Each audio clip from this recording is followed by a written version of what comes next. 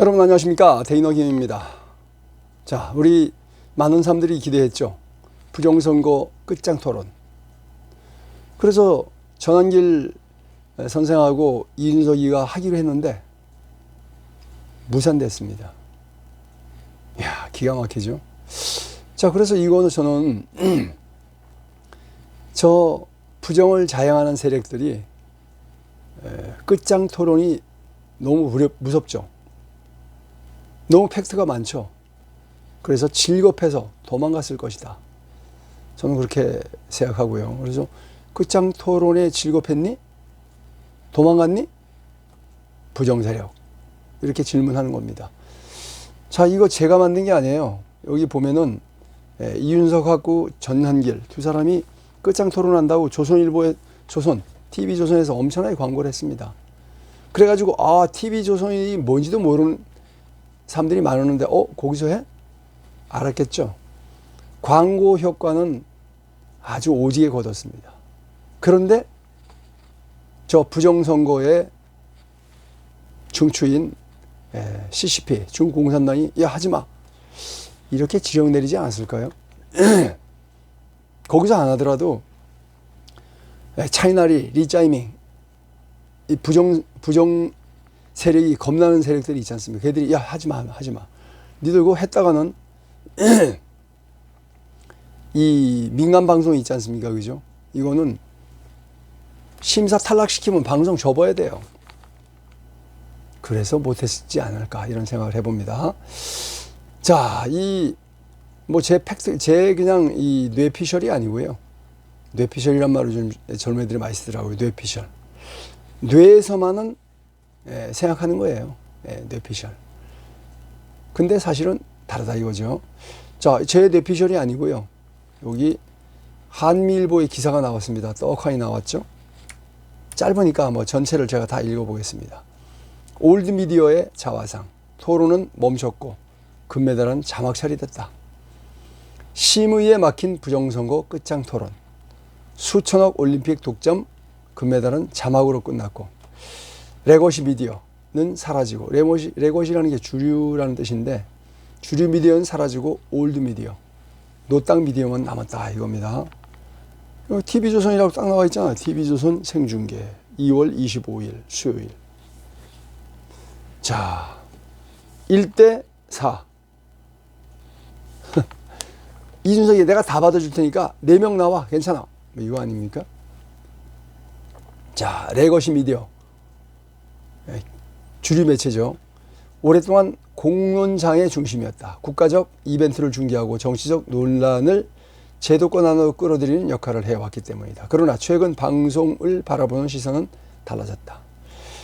TV조선의 부정선거 끝장 토론 무산과 JTBC의 동계올림픽 단독 중계 논란은 서로 다른 영역의 사례였지만 레거시 미디어가 더 이상 공론의 중심에 서 있지 못한다는 인식을 강화했다. 여기서 안 하면 어떻게 또 그냥 유튜브 채널을 할 수도 있지 않습니까? 그렇게 될 수도 있다는 이런 얘기예요. 토론은 멈췄고 금메달은 생방송이 아니라 자막으로 처리됐다. 그 순간부터 시청자들은 방송을 더 이상 주류 미디어라고 생각하지 않고 레거시라고 생각하지 않고 올드 미디어 노땅이다 저거 이렇게 생각한다 이거죠. 자, 심의 앞에서 멈춘 부정선거 끝장 토론. TV조선이 추진했던 부정선거 끝장 토론은 내부 심의 부담을 이유로 결국 무산됐다. 방송사 입장에서는 규정과 법적 책임을 고려한 선택이었다고 설명했지만 온라인 반응은 냉담했다. 과연 심의 때문에였을까요? 자, 저 부정의 핵심인 CCP 중국공산당이 지령을 내리지 않았을까? 또는 우리나라의 차이나리, 리짜이밍 친중 세력들이 지령 내리지 않았을까? 저는 이런 의심을 갖습니다. 온라인에선 반응이 냉담했다. 토론을 막는 순간 공론장은 다른 곳으로 이동한다. 이게 끝까지 이준석이가 도망가지 않는다면 유튜브에서도 열릴 수 있어요. 유튜브 쫙 모아놓고 할 수도 있는 거죠. 방송의 위험을 감수하지 않는다면 누가 하겠느냐라는 반응이 이어졌다. 문제는 특정 프로그램의 취소가 아니라 토론을 바라보는 구조다. 미국 대선 토론은 거친 발언과 충돌에도 불구하고 제도적으로 유지된다. 토론을 방송 콘텐츠가 아니라 민주주의의 절차로 보는 인식 때문이다. 반면 한국에서는 여전히 방송사의 편성 책임이 우선하면서 발언의 위험 가능성 자체가 프로그램 존속 여부를 좌우한다. 그 결과 논쟁적 주제는 공중파가 아닌 온라인 플랫폼으로 이동하는 흐름이 반복되고 있다. 이겁니다. 자, 그리고 여러분 JTBC 중앙일보가 하는 그 미디어 방송이죠. 여기에 1,000억이 투자됐어요. 중국 자본이. 그래서 JTBC를 중국 방송이라고 얘기합니다. 중앙일보를 중국 신문이라고 그 사람들이 속설로 얘기해요. 뭐 사람들이 얘기하는 건 자유 아닙니까? 근데 여기가 독점을 땄어요. 동계올림픽. 근데 이게 독점을 왜 땁니까, 이거를? 아니, 모든 방송이 방송할 수 있도록 만들어야지 독점을 왜 따냐고요. 어마어마한 돈을 올림픽위원회에 주고 미친 짓을 한 거죠. 근데 막상 보니까 중요한 스노우보드가 금메달을 따는 순간 생방송이 중계되지 않고 그냥 자막으로 나와버리더라. 뭡니까 도대체? 그 비싼 돈을 왜 갖다 바쳤습니까? 이런 얘기예요. 자, 그렇습니다. 대한민국. 이 대한민국이라는 나라는 있지 않습니까? 재헌국회가 열렸습니다. 재헌국회. 헌법을 제정하는 국회입니다. 이때 첫 시작을 어떻게 했느냐? 기도로 시작했다. 이겁니다. 자, 그래서 제가 구글에다 물어봤어요. 그랬더니 구글 AI가 대답을 합니다. 1948년 5월 31일 열린 제1대 재헌국회, 헌법을 제정하는 국회죠. 재헌국회 첫 회의에 임시의장 이승만 국회의원, 이승만 국회의원이 이윤영 목사, 임시의장 이승만이 국회의원 이윤영 목사였어요. 국회의원 이윤영 목사에게 기도를 요청하여 대한민국 의정사가 기도로 시작되었습니다. 이는 국가 구성의 신성함을 기리고 헌법 제정 7월 17일 날 됐죠. 헌법 제정과 정부 수립의 역사적 과업을 수행하는 과정에서 정신적 기틀을 마련하고자 한 조치였다. 헌법을 그냥 뭐 농담처럼 그냥 장난처럼 한 게 아니라 기도하고 이 거룩한 하나님 앞에, 무시무시한 하나님 앞에 제가 나쁜 짓을 하지 않겠습니다. 이런 맹세를 하고 헌법을 만들었다 이거예요. 헌법이 그래서 우리나라 헌법이 정말 다른 나라 헌법하고 달라요. 자, 배경은 대한민국 재헌국회, 헌법을 제정하는 국회죠. 헌법을 제정하는 국회였고 임시의장, 이승만이 임시의장이 됐고요. 그 당시 평의원이었던 이윤영 의원, 목사입니다. 이분한테 기도를 부탁해서 기도로 시작해서 헌법을 만들었다. 기독교적 가치를 바탕으로 국가의 기틀을 다지려는 의도였다. 헌법 제정, 정부조직법, 반민족 행위자 특별처리법 등을 처리했어요. 기도를 하고 정말 거룩하게 함부로 하지 않겠습니다.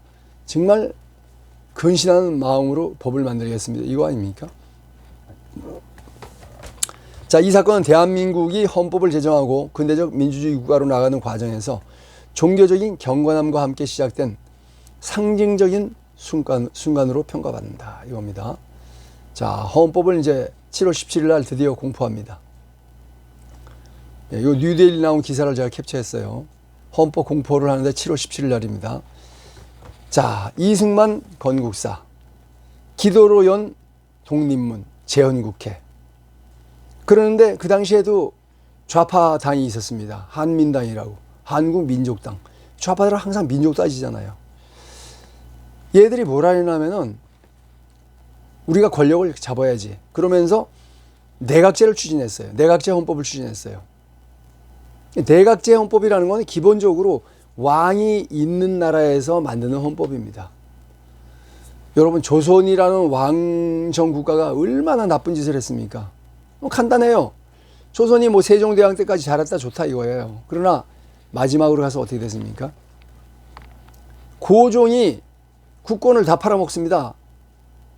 일본에게. 그리고 그 당시에 국무위원들 중에서 상당수가 전주이가, 전라도 전주이가죠. 전주이가들이 다 잡고 있었어요. 자, 왕도 전주이가. 그 당시에 이완용이라는 자 있지 않습니까? 이 사람들도 장관이고 국무위원이었는데 이 자도 전주이가. 다 전주이가가 해먹었어요. 그런데 뭐 국민을 위해서 희생한다면 그건 길고 칭송을 받아야 되지만 어떻게 했느냐?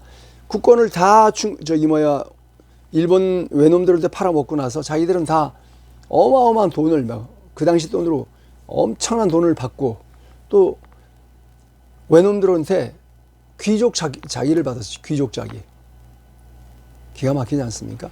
그리고 일본의 집도 받고, 귀족 자기도 받고, 돈도 받고, 일본에 살든지 한국에 살든지 이들은 귀족이야. 이런 대우를 받는 대신 대한민국이라는 나라를, 대한제국이라는 나라를 팔아먹은 겁니다. 그래서 왕정이 얼마나 부패했어요. 아니, 지금도 생각해 보세요. 왕국이란 나라보다는 정상적인 나라가 훨씬 낫잖아요. 우리나라 제일 가까운 바로 옆에 일본이 아직도 왕국입니다. 사실은요. 그렇지 않습니까? 일본은 어마어마한 백그라운드가 있음에도 불구하고 지금 우리나라보다 국민소득이 낮아요. 황제가 있어요. 일본에 천황이 있습니다. 좋습니까 이게? 민주주의 국가가 마음대로 진짜 이 국민들의 뜻을 모아서 정치를 해야지, 황제가 와인 시킨 대로 하면 그게 뭐가 되겠습니까? 지금이 아주 옛날에 아주 못 사는 시대도 아니고. 그래서 이승만 대통령이 내각제를 추진하는 공산당이죠. 한민당에게 그랬어요. 여기가 지금 왕국이냐? 우리는 자유민주공화국을 만들려고 하는데 당신들은 왜 왕국을 만들려래? 왕국은 옛날 시스템이야. 이제는 미국같이 자유민주주의 국가를 만들어야지. 무슨 왕국을 만들려래? 이렇게 했다는 기록을 뉴델리가 지금 뉴스가 아니라 그 기사에 보도한 겁니다. 대한민국 헌법. 기도로 시작한 진짜 거룩한 헌법입니다.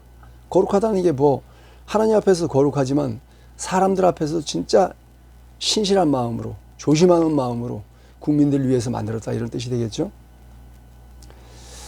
자, 그래서 이 대한민국의 자유민주주의 헌법 헌정 질서를 지켜야 되는데, 저 중국 공산당에 지령받는 부정선거 세력들이 전과자를 대통령으로 만들고, 그 다음에 60명이 넘는 가짜 국회 똥개를 여의도 개사육정에다 집어넣어가지고 대한민국의 중국 오랑캐를 위한 법이 8,000개라면 여러분 믿겠습니까?